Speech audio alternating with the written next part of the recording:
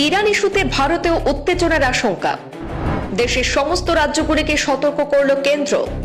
ধর্মীয় জমায়েতে কেউ উত্তেজনামূলক বক্তব্য রাখছে কিনা বিশেষ নজরদারি রাখবে কেন্দ্র।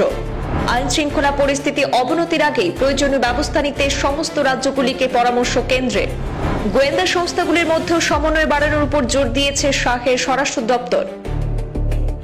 ইরানে মার্কিন যুক্তরাষ্ট্র এবং ইসরায়েলের সামরিক অভিযানের পর পশ্চিম এশিয়ায় উত্তেজনা ব্যাপক হারে বেড়েছে, আর এই পরিস্থিতির প্রভাব ভারতে পড়তে পারে বলে আশঙ্কা করছে কেন্দ্র। তাই স্বরাষ্ট্র মন্ত্রণালয় রাজ্য সরকারগুলিকে চিঠি দিয়ে সতর্ক থাকতে পরামর্শ দিয়েছে। স্বরাষ্ট্র মন্ত্রক জানিয়েছে, ধর্মীয় জমায়েতে কেউ উত্তেজনামূলক বক্তব্য রাখছে কিনা, বিশেষ করে ইরানপন্থী মনোভাবাপন্ন চরমপন্থী বক্তারা কোনো ধরনের অশান্তকর পরিবেশ তৈরির চেষ্টা করছেন কিনা তার সমস্তটাই নজরে রাখতে হবে। আইন শৃঙ্খলা পরিস্থিতি অবনতির আগেই প্রয়োজনীয় ব্যবস্থা নিতেও বলা হয়েছে। গোয়েন্দা সংস্থাগুলির মধ্যেও সমন্বয় বাড়ানোর উপর জোর দেওয়া হয়েছে। অন্যদিকে কেন্দ্রীয় সূত্রে জানা গিয়েছে, পরিস্থিতি নিয়ে ইসরায়েলের প্রধানমন্ত্রী বেঞ্জামিন নেতানিয়াহুর সঙ্গে ফোনে কথা বলেছেন প্রধানমন্ত্রী নরেন্দ্র মোদী। তিনি দ্রুত সংঘাত বন্ধ করে আলোচনার মাধ্যমে সমাধানের উপর জোর দিয়েছেন।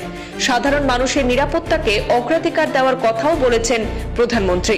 একই সঙ্গে প্রধানমন্ত্রী নিরাপত্তা বিষয়ক মন্ত্রিসভা কমিটি অর্থাৎ সিসিএস এর বৈঠক করেছেন। সেখানে পশ্চিম এশিয়ার পরিস্থিতি, উপসাগরীয় দেশে বসবাসকারী ভারতীয়দের নিরাপত্তা, যাত্রী এবং পরীক্ষার্থীদের সমস্যার বিষয় নিয়ে আলোচনাও করা হয়। নিরাপত্তা বিষয়ক মন্ত্রিসভা কমিটি অর্থাৎ সিসিএস সংশ্লিষ্ট দপ্তরগুলিকে নির্দেশ দিয়েছে যে প্রভাবিত ভারতীয়দের সহায়তার জন্য সমস্ত রকমের ব্যবস্থা নিতে হবে। সেই সঙ্গে দ্রুত পরিস্থিতি শান্ত করার জন্য কূটনৈতিক সমাধানের প্রয়োজনীয়তার কথাও তুলে ধরা হয়েছে। ব্যুরো রিপোর্ট, পূর্বাঞ্চল প্রতিদিন।